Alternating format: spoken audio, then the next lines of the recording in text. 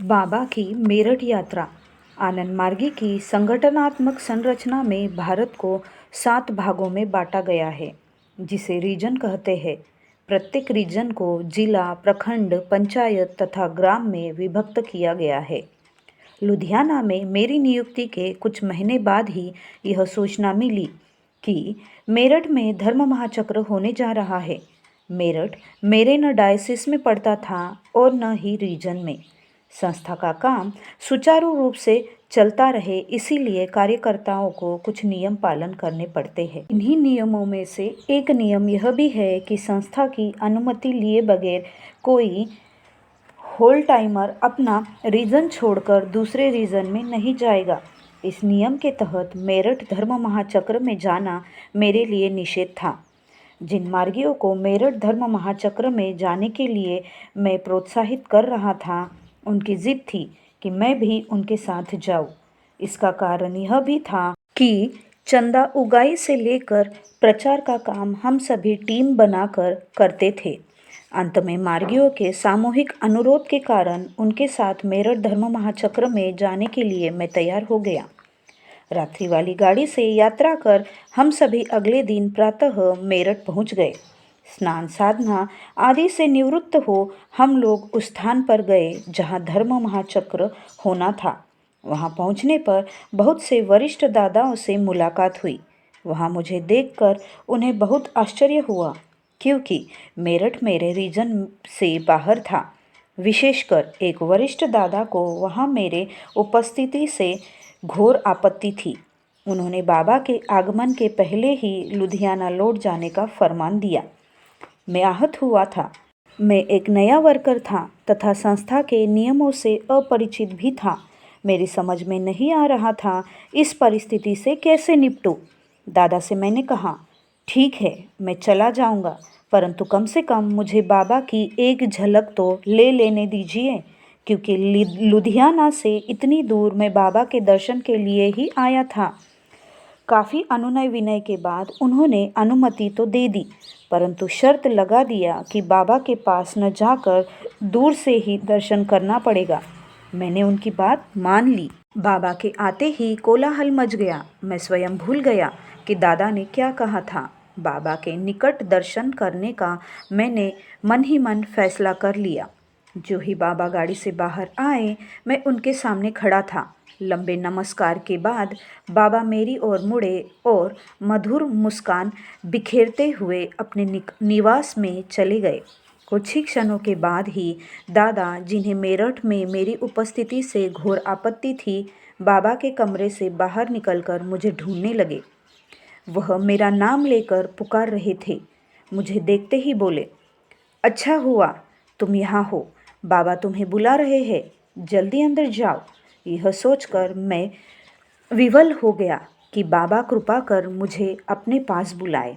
बाबा कक्ष में प्रवेश कर मैंने उन्हें साष्टांग प्रणाम किया। मुझे देखकर बाबा बहुत प्रसन्न हुए। केंद्रीय पदाधिकारियों की ओर मुड़कर बाबा ने पूछा, दूसरे क्षेत्रों से क्यों एक ही वर्कर आया है? बाबा ने फिर पूछा, दूसरे क्षेत्रों से कौन कौन वर्कर आए हैं? मेरे सिवा बिना बुलाए मेहमान और कोई नहीं था। एक वर्कर अपनी जान बचाने के लिए कहा, बाबा कम से कम एक तो आया है। यह उक्ति उसी दादा की थी जिन्होंने थोड़ी देर पहले मुझे लुधियाना वापस चले जाने का आदेश दिया था। बाबा सब जानते हैं, केवल मेरे लिए बाबा ने यह सब ड्रामा किया था। केंद्र के उस दादा को जो मुझे बुलाकर अंदर ले गए थे, बाबा ने उन्हें पदच्युत कर कार्यभार मुझे सौंप देने का आदेश दिया। उन पर यह आरोप था कि उन्होंने दूसरे क्षेत्रों से वर्करों को क्यों नहीं बुलाया। बाबा ने उनकी नियुक्ति लुधियाना डायोसिस सचिव के पद पर कर दी और मेरी नियुक्ति उनके स्थान पर। एक दृष्टि से हम लोगों की नियुक्तियां मात्र अदला बदली थी। इस आदेश के बाद बाबा के व्यक्तिगत सहायक पीए ने आदरपूर्वक कहा, बाबा केवल अवधूत ही केंद्रीय नियुक्ति के लिए सक्षम होता है। उन्होंने यह बात को इस ढंग से कहे जैसे बाबा इस नियम से अनभिज्ञ है। बाबा ने कहा, इसे फौरन अवधूत बना दो। पीए दादा ने पुनः निवेदन किया। धर्म महाचक्र के बीच इस काम के लिए समय नहीं मिल पाएगा। मुझे ठीक नहीं लगा, इसीलिए नहीं कि यह मामला मेरे अवधूत बनने से संबंधित था, बल्कि इसीलिए कि वह बाबा का विरोध कर रहे थे। बाबा के अति निकट थे, फिर भी उनमें भक्ति की कमी थी। एक भक्त गुरु के कार्यकलापों में इस प्रकार कैसे हस्तक्षेप कर सकता है? कुछ समय बाद ही अगले क्षण में दूध का दूध और पानी का पानी हो गया।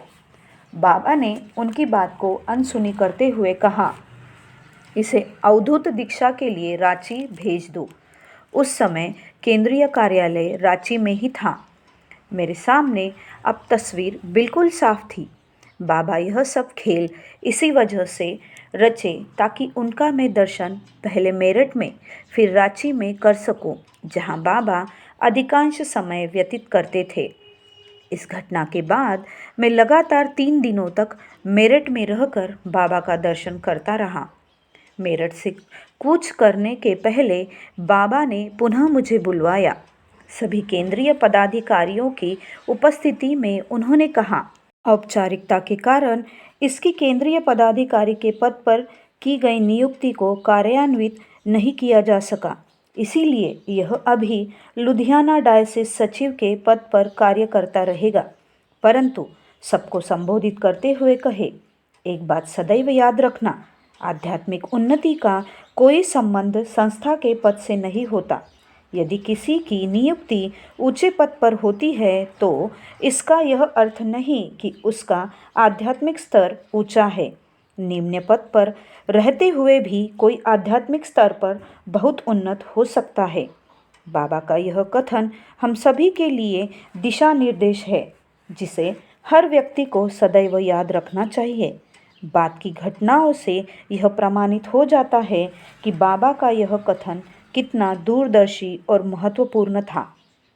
भक्त ही कार्य करता है, वह काम से कभी घबराता नहीं। भक्त अधिक से अधिक काम करेंगे। बाबा।